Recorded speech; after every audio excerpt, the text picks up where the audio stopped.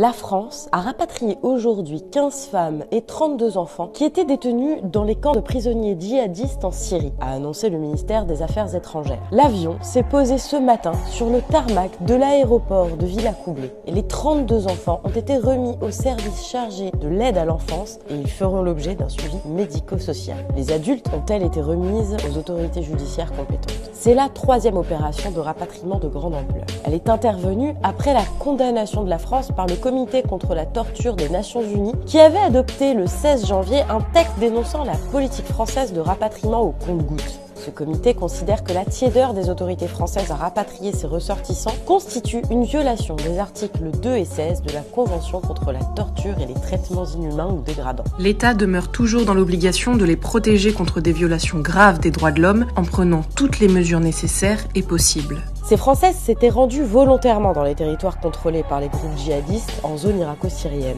Elles avaient été capturées au moment de la chute de l'organisation de l'État islamique en 2019.